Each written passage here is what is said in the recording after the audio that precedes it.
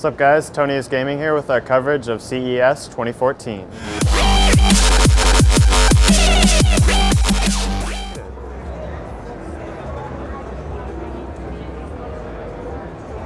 All the USB ports down here.